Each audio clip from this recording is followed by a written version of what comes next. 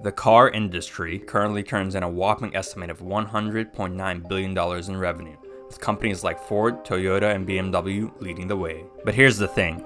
Most of the big names in the industry today might not have made it to be so big. Looking at the numbers and considering how cornered they were at this time, there was a good chance that most of them would have been forced to shut down.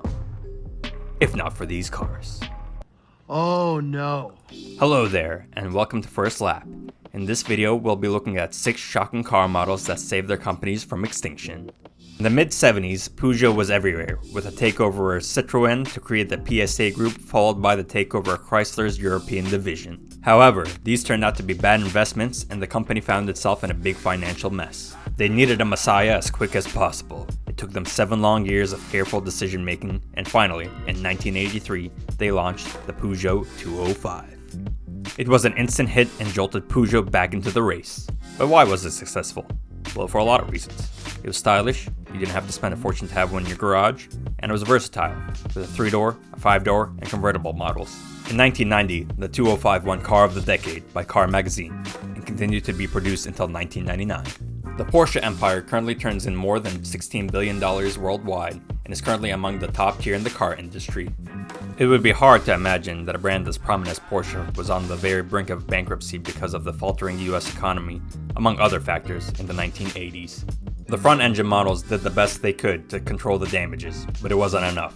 At this point, Porsche was trying anything to stay afloat, even collaborating with Audi on the RS2 and building the 500e for Mercedes. Finally, a breakthrough came with the Porsche Boxster. It marked an instant turnaround for the company. Besides having the fireball performance, quality, and style we expect from Porsche, the Boxster was built with the just-in-time production method created by former Toyota engineers and saved the company a lot of money in production because a lot of the Boxster's parts were shared with the 911. By 2003, Porsche had sold more than 120,000 copies of the Boxster, and by 2007, Porsche had become the most profitable automobile manufacturer in the industry on a per-unit basis, all thanks to the Porsche Boxster. As shocking as it may seem, even the mighty and great BMW one time needed saving, and the savior?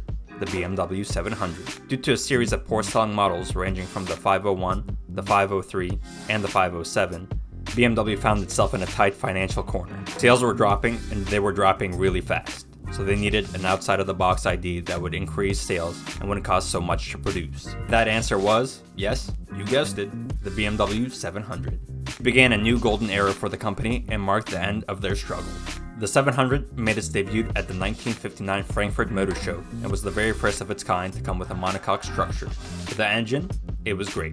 Powered by a rear-mounted 697cc flat twin inspired by BMW's motorcycle engines. It was initially designed as a coupe, but soon after, the sedan and convertible models followed. At the end of 1965, BMW sold over 180,000 models of this bad boy.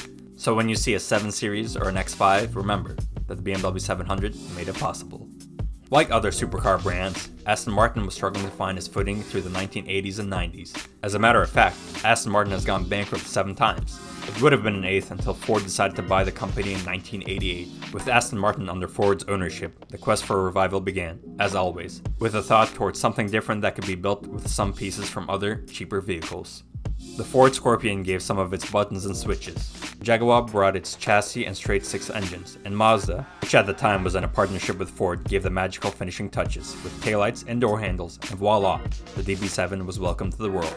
It was designed by the iconic Ian Callum, who has other superb car designs to his name, including the Jaguar CX-75 and the Ford RS200, among others. The DB7 marked the beginning of a productive season for Aston Martin. The design was efficient, profitable, so much so that Aston Martin's subsequent designs, yep, you guessed it, were all inspired by the DB7. A few years later, Aston would hit a new milestone in its production and sales of the DB7, amassing an estimate of 7,000 DB7s sold. Not much, you might say, but the bigger picture says it was more than a third of the cars the company has ever sold. So what was the DB7's charm? Not only did the car perform exceptionally on the road, but its design was so unlike anything the company had produced. It also started with a relatively low price of £75,000. Currently, Volkswagen owns 12 car brands, including Bugatti, Lamborghini, Porsche, and Bentley, among others. But if you went back in time, let's say to the 1970s, and told Volkswagen that it would be one of the leading car brands in the future, I'm not sure they would believe that. By the mid-70s, Volkswagen's hottest selling and one of the most iconic cars ever built, the Beetle, was dropping hard in sales. They needed a new big thing, a standout. Unfortunately, Volkswagen wasn't sure what it was. They would try different ideas, including the Type 4, a Porsche-designed mid-engine hatchback, and even invested in a new line of models led by the Passat under the management of Volkswagen's new boss, Rudolf Leiting. It took a couple of years of trial and error before the Mark I Golf was conceived, and it was Volkswagen's lucky strike.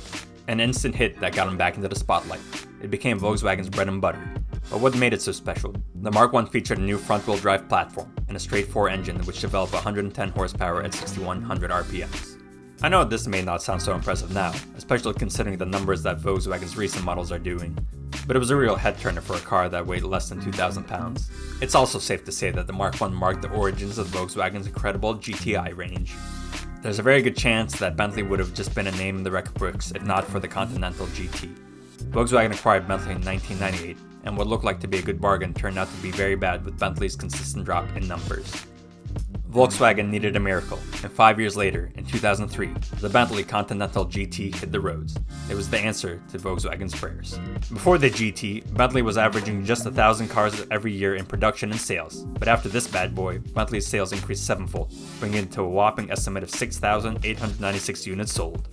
The streak continued, and soon the Continental GT had 40,000 units hitting the market. So why was it a standout? The design has a very unique coupe look, a 4-seat cabin, and is equipped with a twin-turbo 6.0-liter W12 engine. It might not look like much in today's world, but if it weren't for this two-door coupe, there's a pretty good chance Bentley won't be here. And even if it were, it might not be on your bucket list. Now it's your turn. Which of these Savior cars is your favorite? Let us know in the comments below. And while you're at it, give this video a like if you enjoyed it. And I would be honored if you hit that subscribe for more juicy facts about the car industry, new car news, and more. And as always, thank you for watching.